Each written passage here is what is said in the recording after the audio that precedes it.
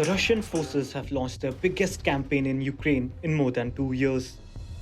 In less than 72 hours of the new offensive, they have captured more than 100 square kilometers of new territory.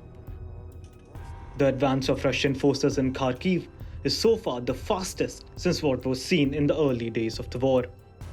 What's behind the latest Russian offensive? What's the greater goal behind this renewed push? What went wrong for Ukraine and what's next? In the last 3 days, Russian troops have poured across Ukraine's northeastern borders. Backed by fighter jets, artillery, lethal drones, they have seized 9 villages and killed over 2,500 Ukrainian soldiers. Ukrainian troops are on the retreat.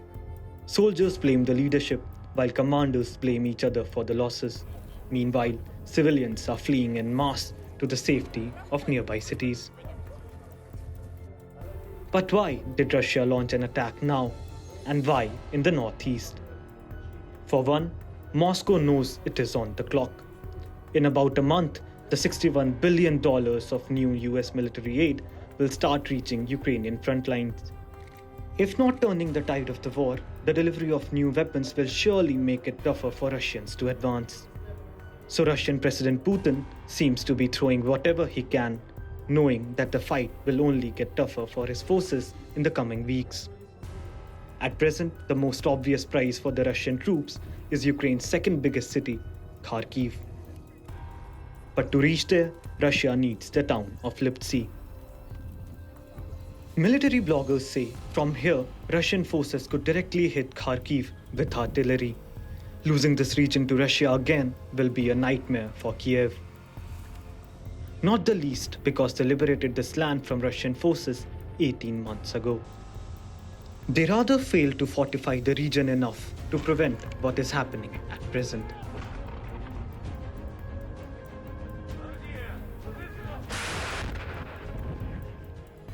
Moscow is practically sweeping back the region with the same ease with which they were swept out.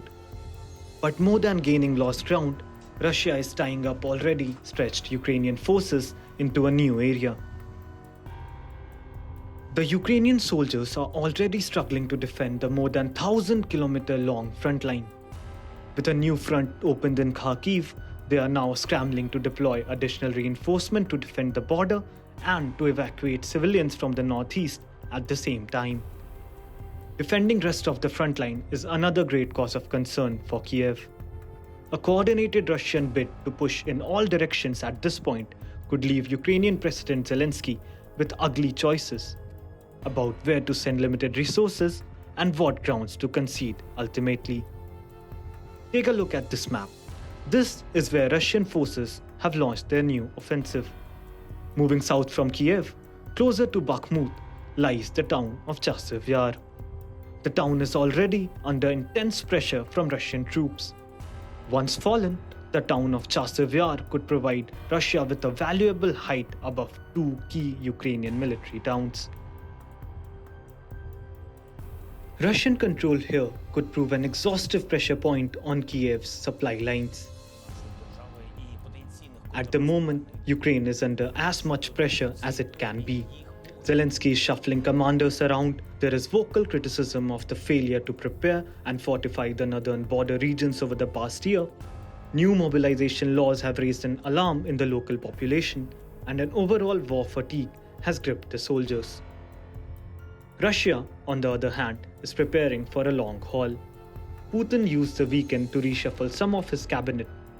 Defense Minister Sergei Shoigu was replaced by an accountant, Andriy Belousov. The key takeaway here is that Moscow is now looking to economize and integrate the war more fully into the economy as it settles in for the longer haul. Overall, the situation is not just bad for Kiev, it is worsening daily.